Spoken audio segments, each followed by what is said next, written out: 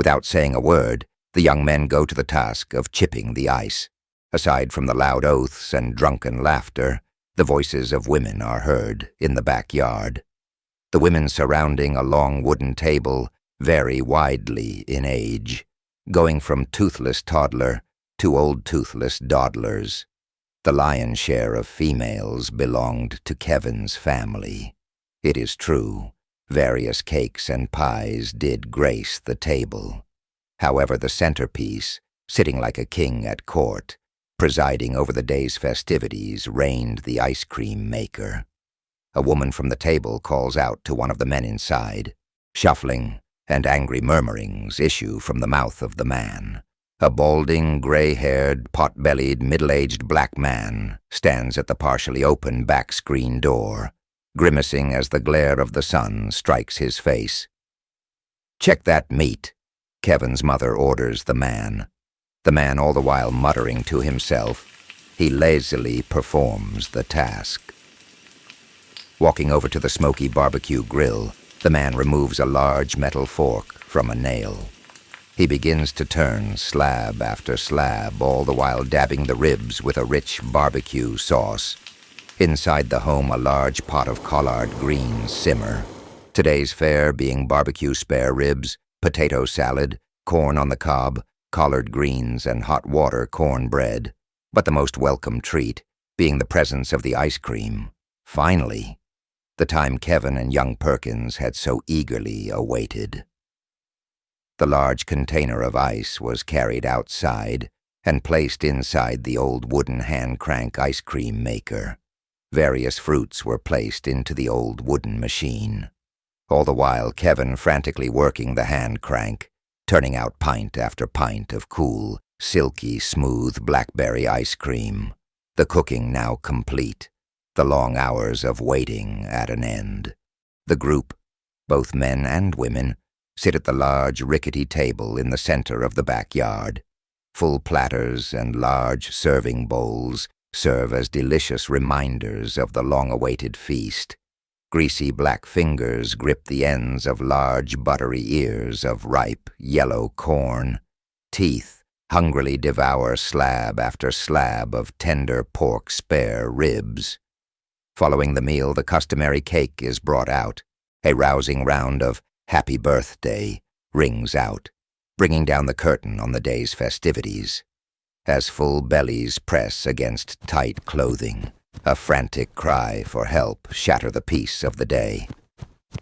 Bursting onto the scene stood the dirty, sweat-soaked figure of a young teen. Beneath the dirty overalls was a body bearing the marks of years of abuse. Jonah. The look of fear in his eyes told all. Silas was back.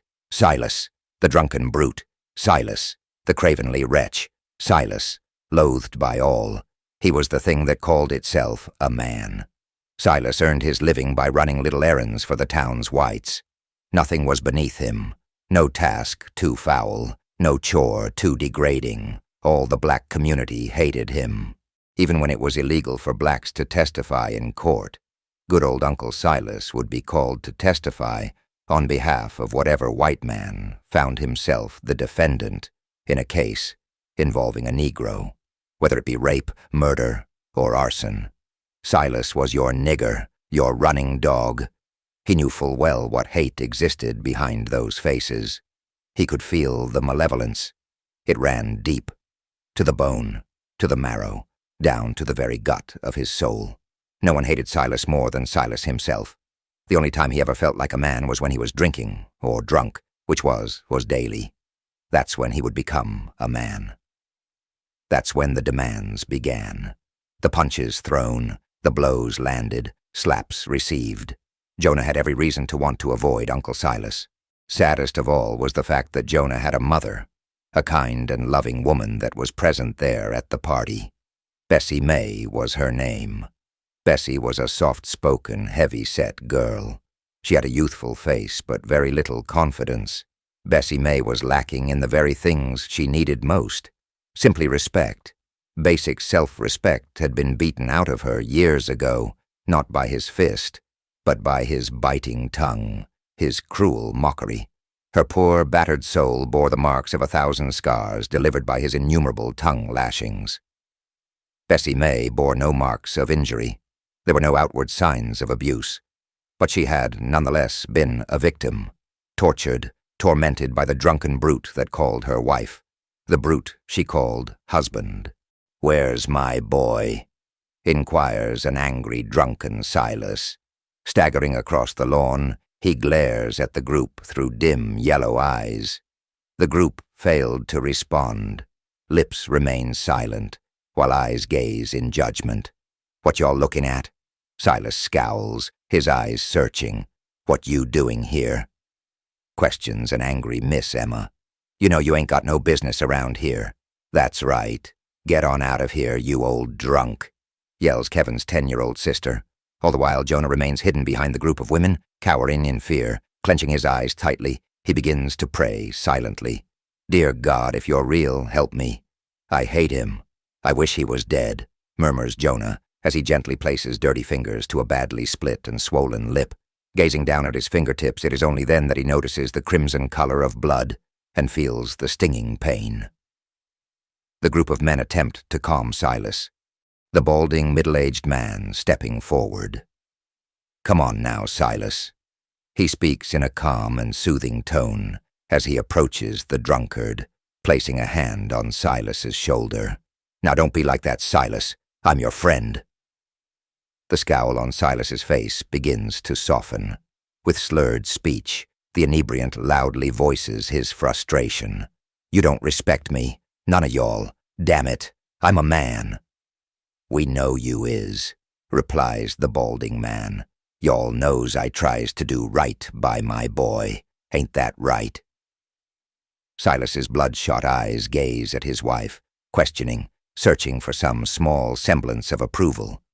"Yes, Silas, you always been a good man," she shamefully replies, her humiliation growing. Angered by his mother's self-debasement, Jonah explodes in a rage. "Here I am." Jonah stands erect, hands balled into fists. "I ain't scared of you, damn you, Silas. You put your hands on me for the last time. Next time you touch me, I kill you. I swear to God." "Jonah," his mother cries out in anguish. "Baby, I'm sorry. Mama, sorry." Unable to control his seething hatred, Jonah's anger builds to a fever pitch.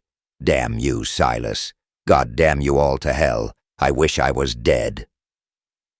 With that, Silas with an angry arm slings the remaining food from the table, peppering the revelers with the day's remaining fare. With heartbreaking tears, Jonah runs past the table, only to have his arm grabbed by angry fingers. "Got yo' ass, don't I?" his tormentor bellows. "Jesus, don't let him kill him," moans the battered child's mother. The crowd gasps as Silas delivers blow after vicious blow. Slaps and backhands cruelly find their way to the boy's battered, tear-stained face. Loud protests echo from the group as two men rush forward in an attempt to subdue the raging drunkard, only to be met with vicious elbows and violent shrugs. A tense moment turns into a scene of horror as Silas's fist smashed out 2 teeth from the bloody, pulpy face of the wretched child. The sickening scene causes Kevin to retch. Doubling over, he begins vomiting. Every muscle straining, Jonah manages to muster enough strength to break free from the drunkard. Screaming curses through a horribly mutilated mouth, Jonah runs, pursued closely by a livid Silas.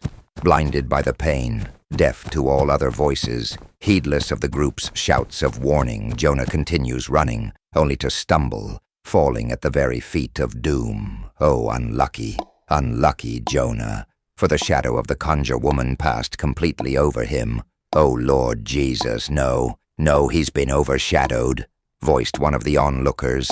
Jonah's horribly mangled face becomes a hideous mask as his mouth emits a soundless scream. Doom. His mouth haltingly gurgles out the word doomed, fully aware of the hellish fact that he would soon join the ranks of those unhappy souls whom her shadow touched. The group stands frozen in disbelief. All eyes remain fixed on the foreboding figure of the conjure woman as she slowly passes by, her cane tapping the hard soil, the old woman's black cat's silver bell chiming into the distance. Jonah rises, screaming, shrieking. He bolts down the road in the opposite direction, running as if demon-possessed, soon to disappear from sight. The scene was all too much for Jonah's mother, Bessie May, who emits a blood-curdling scream as she collapses there on the spot. Silas haplessly gazes at the crowd, his eyes questioning, pleading, his wretched soul starving for a simple word of solace. Faces look away, eyes avoid contact as the dazed crowd of onlookers slowly begins to disperse. A deep concern for his cousin's mental state causes young Perkins to ask his grandmother for permission to go and find Jonah. "That's a good boy," she replies, "and when you find him, bring him home to me."